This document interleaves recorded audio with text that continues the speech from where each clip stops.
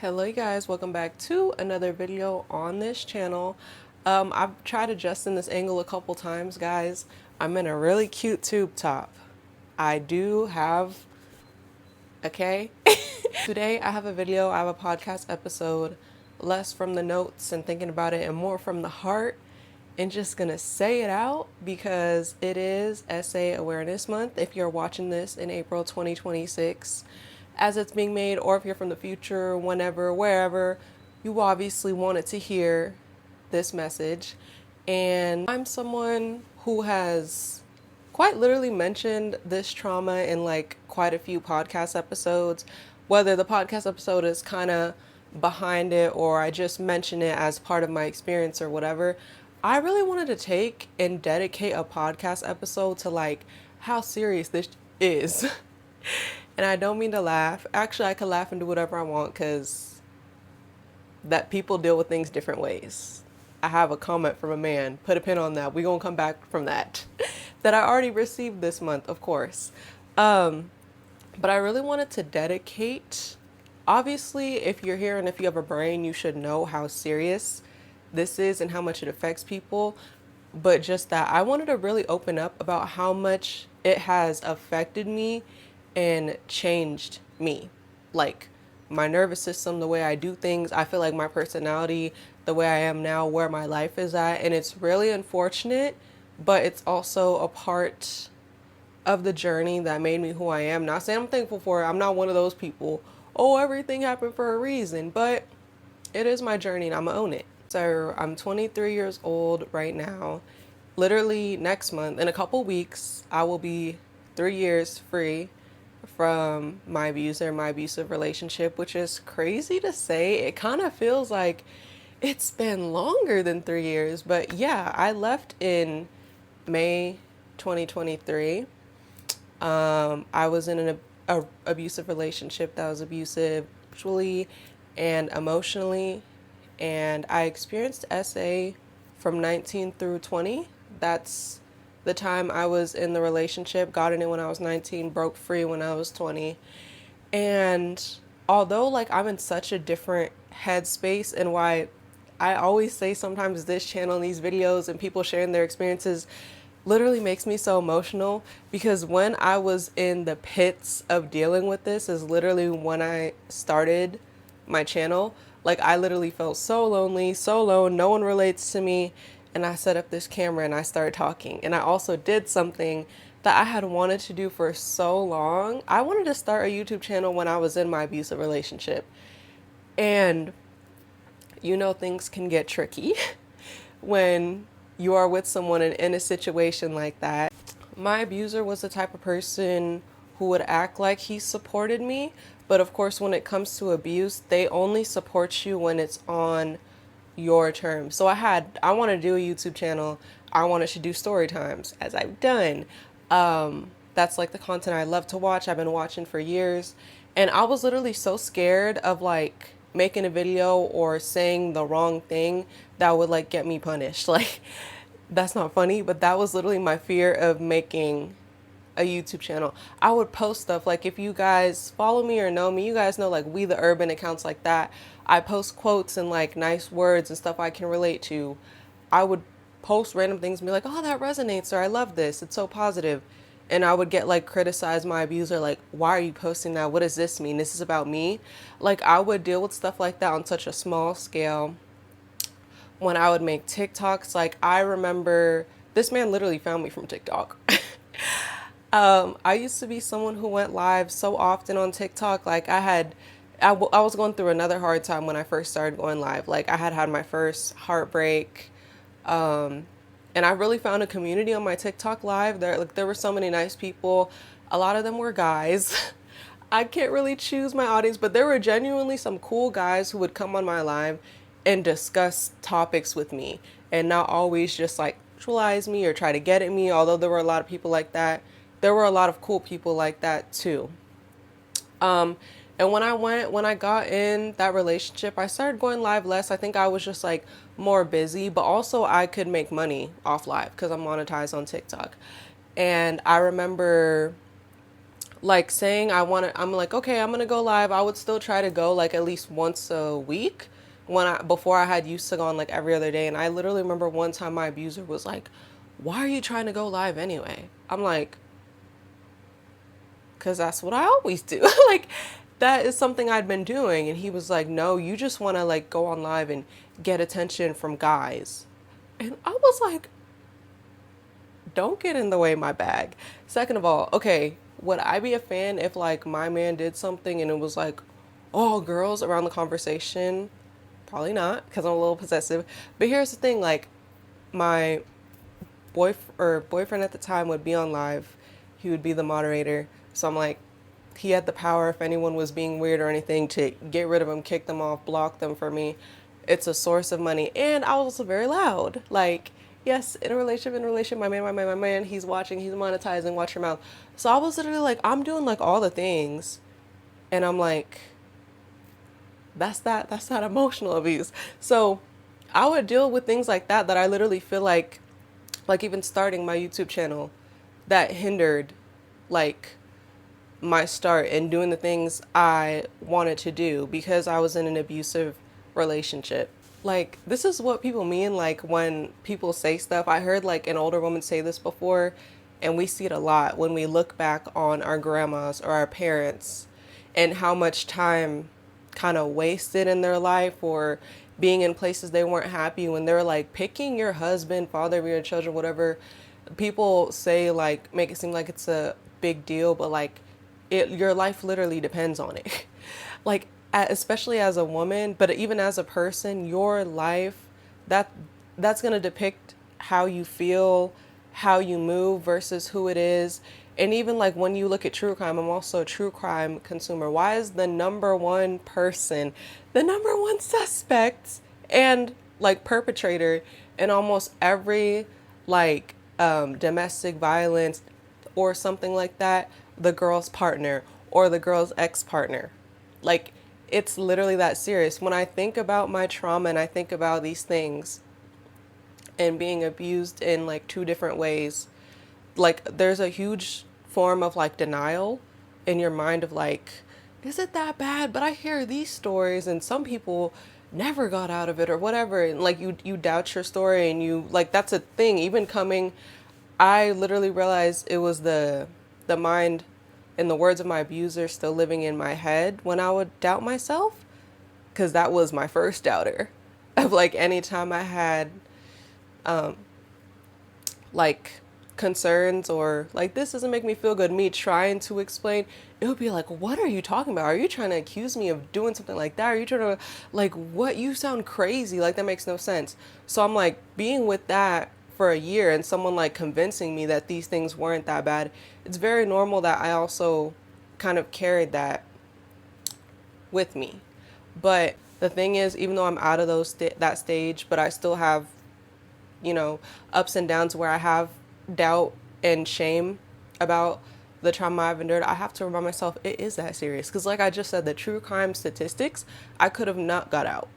It could have got worse. It could have escalated to DV. If someone's already violating me, touching me in one way, who's to say it couldn't have got up there? You know what I'm saying? So it is that serious, no matter how small or, oh, if you think it was just one time or if it was blah, blah, blah, it's 100% that serious. And it really shows on like my life effects too. Like I remember 19 years old. I don't know if you guys are new here or what, but I'm a child actor. Not like that. But I had an agent. I did commercials and stuff when I was a kid. I really enjoyed doing it. And then I think like when I had got to middle school, I think I didn't have my agent anymore or something like that. I took a break. And then in high school, I realized again, I was like, I want to do it again. And so my parents helped me sought out to do it again. I did a couple more commercials, whatever. And then when I was like legal, like in college and stuff, I got on like casting sites and I booked a few things on there. And yeah, I only did like about a year and a half of school. And then I was like, well, I know like my heart is in it creatively. Like I said, I kind of had I've been on TikTok for like 6 years. I had been, you know, wanting to do a YouTube channel and expand. I had all these creative ideas and I was like, well, I could just work and work on my creative stuff. So that's what I'd been doing. When I met my abuser, I wasn't in school anymore. I was just working. But instead of how now I'm leaning more into like making my own businesses and doing media, as you see, back then I was way more leaning into being on the casting websites and being like, yeah, I want to act. Like, it was so fun. Mind you, I've never even done anything speaking. I've just done background acting, commercials, or when I have had speaking things in commercials, it's kind of one of those things that's just been like cut because it was kind of short. And I was like, I love that feeling of being on set. It was so cool. And like, that was like my big dream. Like at 19, I was like, yeah, like I'm just gonna like work and keep doing that and keep modeling and acting. And my partner acted like he supported it. But so my abuser would act like he supported me doing that. But then just like every other thing in my life, it was like only to some extent. If you do this, if you want to take a role that's like someone's boyfriend, if you want to take something where I think it's blah, blah, blah, then you're blah, blah, blah, all these things. And it would be like a lot of fear mongering. And it's kind of crazy how I have a story time on this. I could put it here, but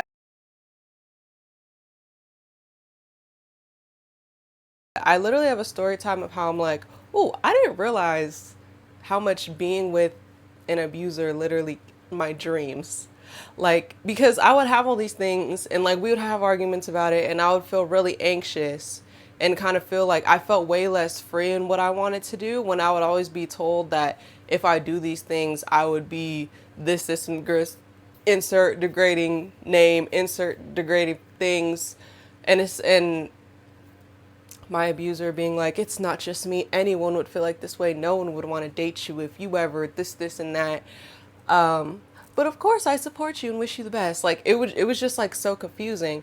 But there was an instance where I had booked a modeling job when I hadn't booked anything since I'd been with him. And by this point, I was with him for maybe like 6 months. Everybody was excited for me, happy. And what like emotional abusive people do is when you are in spaces like that, they ruin it for you. Like, I remember he got mad at me when I was on the set. Why aren't you texting me? What are you doing? I'm like, you have my location. I told you I'm on the set.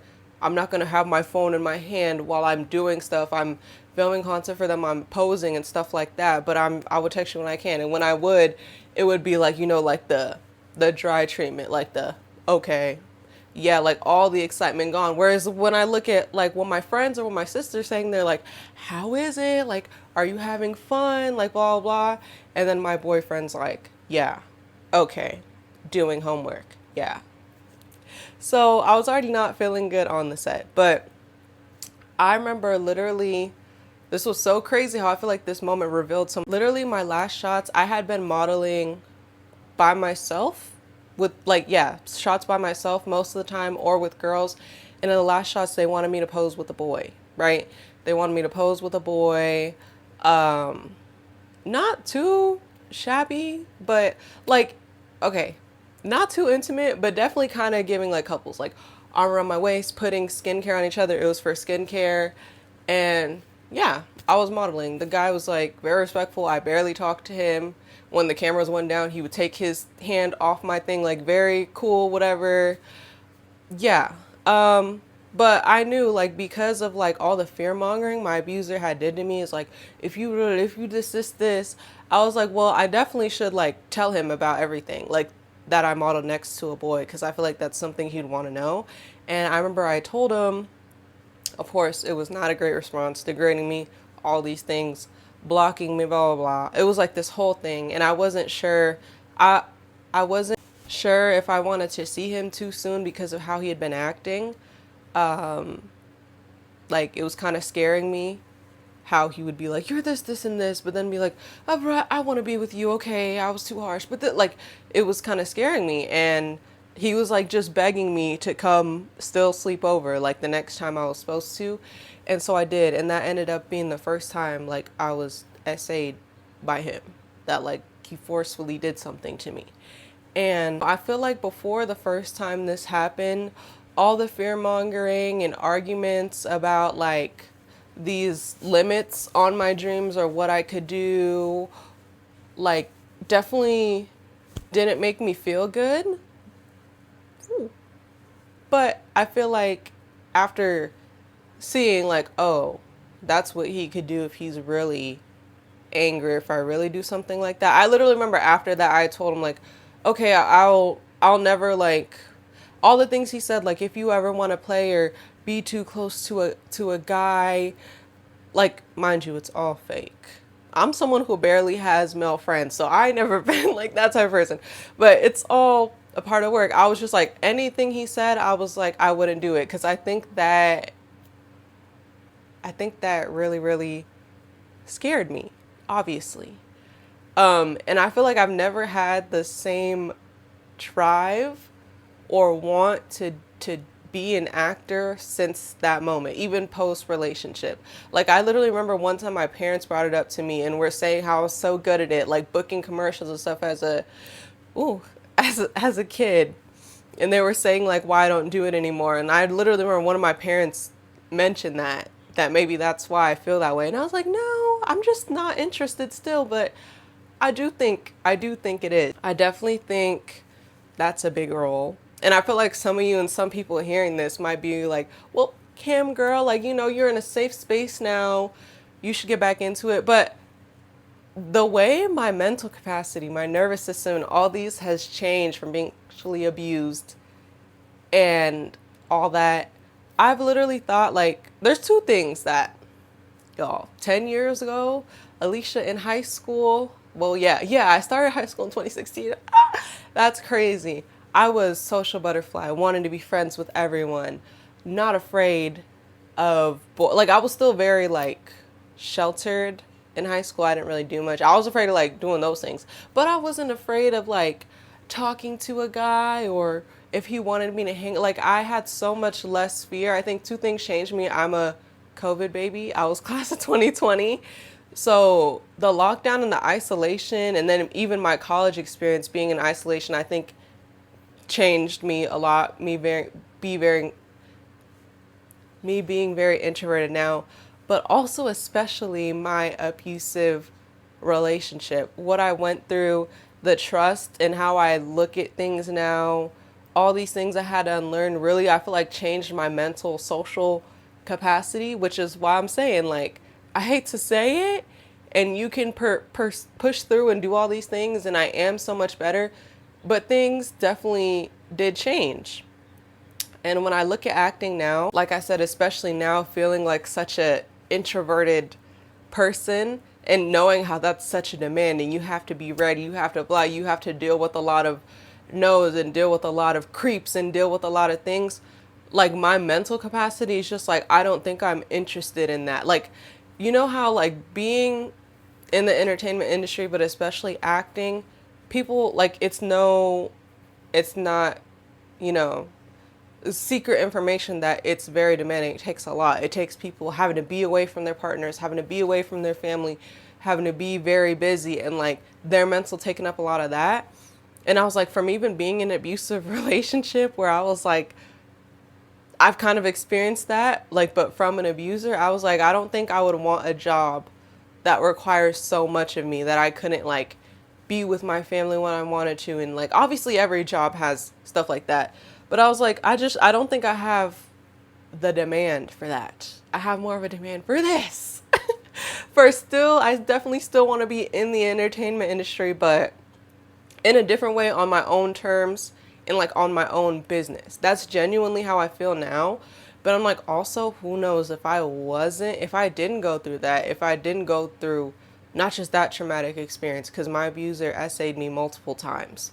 That is just the first time, the one that haunts me the most, I feel like, because of the timeline. If I didn't go through all that, maybe I wouldn't feel this way.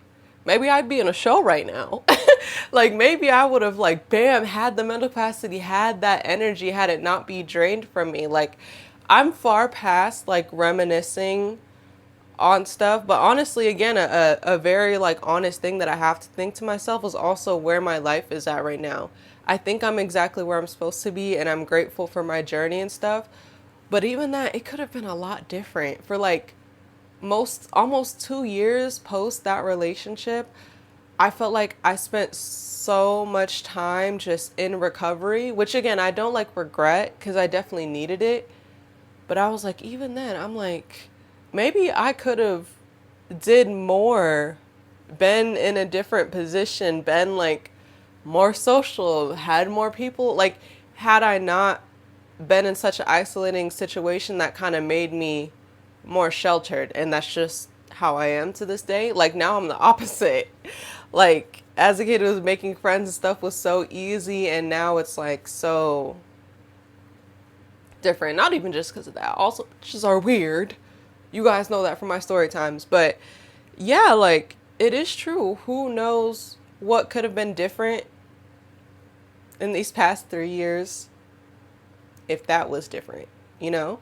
But yeah, at the end of the day, I still am who I am. Like, although there's all these what ifs and all these things and all these what I could have done or chose, because we all do play some parts in our own suffering, not specifically any of the things that I just mentioned, okay? You know, when we just talk about relationships and, oh, boundaries, or maybe you could have done this, or when you know someone's not treating you right. But also, I'm not here for the victim blaming. I'm not here for the blah, blah, blah, blah. I already get comments like that online. Oh, I forgot to put a pin on the last comment, but I'm about to. But also, you know, what could my life have been if I was with that person and they just chose not to be abusive? What about that? It's not the what if you know, things would have been different if someone just chose not to violate me and be an abusive bitch. Like, let's flip it around that way, because that's the real questions we should be asking. You can make all and set all these boundaries that you can, but people are still going to be who they are. And also, in the topics of abuse, when it comes to victim blamings, I'm also tired. I literally have a video of this on the whole psychoanalyzing of abusers, but especially men. You know, I had moments when I thought about my ex and, you know, his side of things. I'm like someone who came from a very abusive household and was still dealing with it, like living in it when I was with him. Like a dad, DV, and stuff like that going on. And I could see it in dating him. Like, I don't know if you guys can tell by my YouTube, like, I'm a very expressive person. Like, I talk with my hands when I'm excited or when I'm not.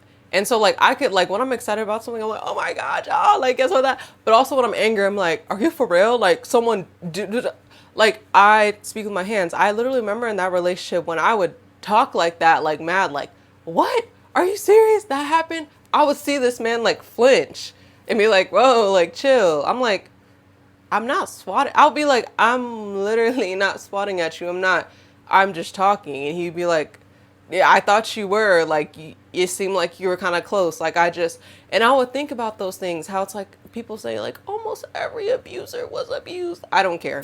I don't care. I used to consider that. I used to, this, like, that was, like, honestly, I considered it more in the relationship because of how crazy he acted. Like, but he came from this.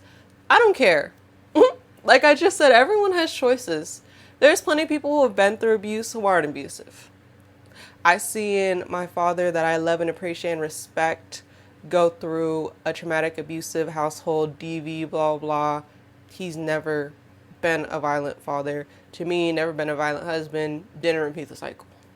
Like I said, I have been abused, tormented, really, essayed. Have I ever done that to anybody else?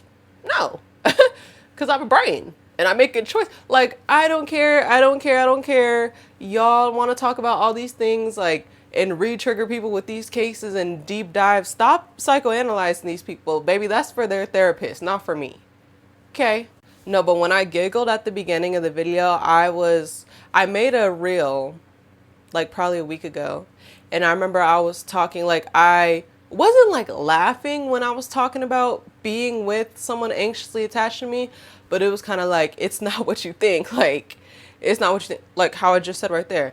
I literally had a man in my comments talking about, how could this be real? You over here giggling, talking about someone doing that to you. This is why, blah, blah.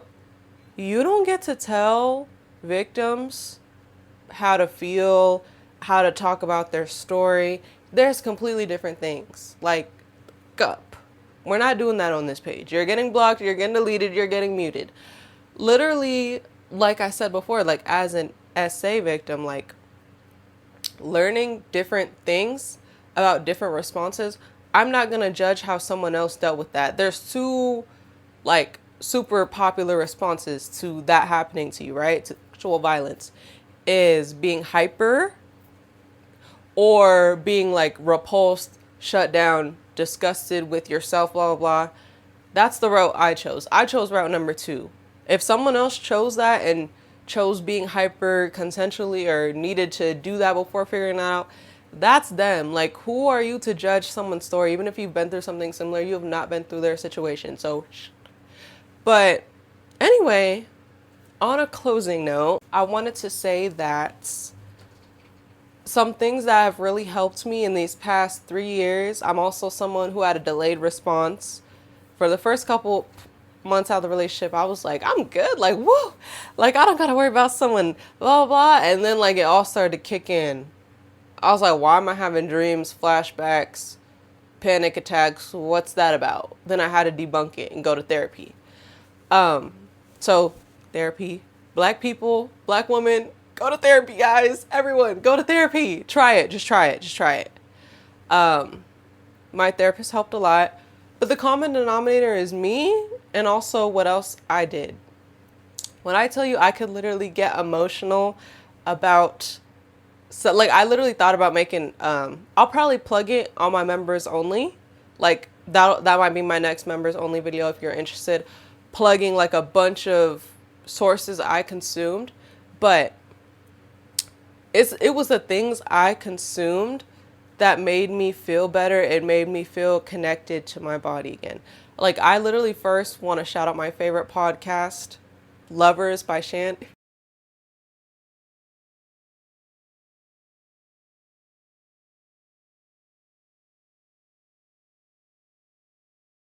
You guys don't know Shan. She is a sexual health educator. She got a lot of titles. And she makes podcast episodes on different relationship dynamics, relationship trauma, stuff like that. And even like teaching about like the body and the girl parts. When I tell you I started watching that probably like a month out of my abusive relationship, that is one of the things that has helped me so much, especially like we know that there's very poor, education, especially for women. Learning about my body, just not even in that kind of way, but then also in that kind of way, made me feel like, oh, all these things, like learning just like about the female body helped me feel so connected. Like, I was just shocked. Like, mind you, I'm 20. Like, well, I guess 20 is still young because some people don't even, like our parents and grandparents don't even learn about their body till their 40s. Hearing different stories, different relationship dynamics, that podcast has been so healing. Like, it's such a huge part of my healing journey, hearing similar stories like mine. And like I said, and just learning different things in other people's stories. I hope you guys can find something like that. Like I said, I'll be plugging more sources, I think, in my next members only video. But another reason why I love my YouTube, and I'm like, I hope to be doing that for someone else. Like, I love when I get comments, DMs, and they're like, this really helps. This is like the one thing I've heard that related to me. This, and especially like, of course, y'all know I'm for the girls. And I am a woman. And I have a lot of relatable experiences to women because I'm a woman.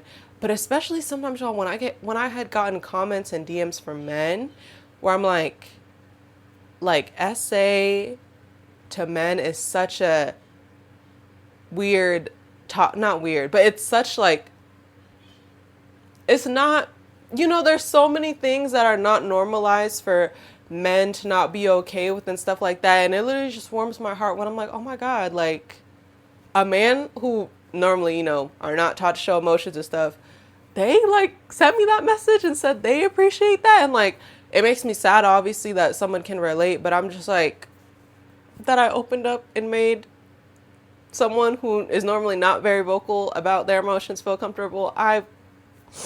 Yeah, y'all. Thank you to anyone listening, has sent a comment, question, or if you're a silent, I appreciate you for watching and hearing my story. Y'all, I'm over here sweating, voice shaky. Didn't expect that because, you know, I gloss over and mention my trauma a lot, but I don't normally dedicate whole episodes to that.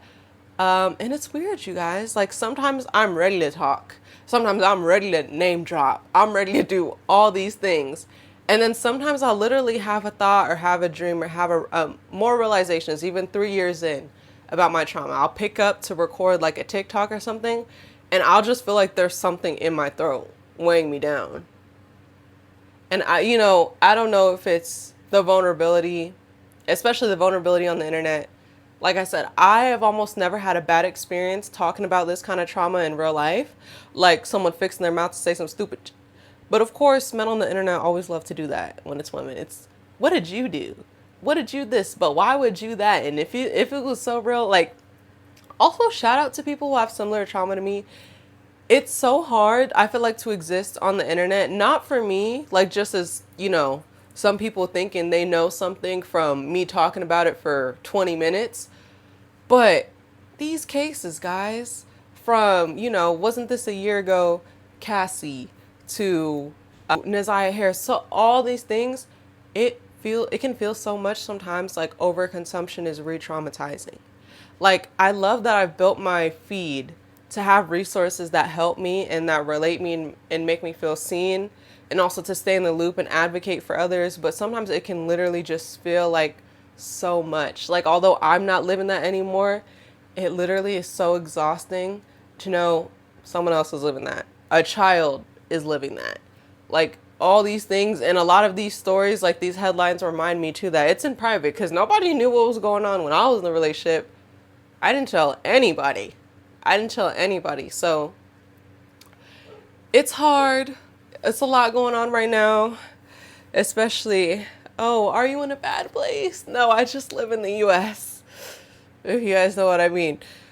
Hugs, healing, all that to anybody watching this. It's rough. Thank you guys again for watching. Don't forget to like, comment, subscribe to this channel, hit that hype button down below, and as always, I will catch you guys in the next one. Bye.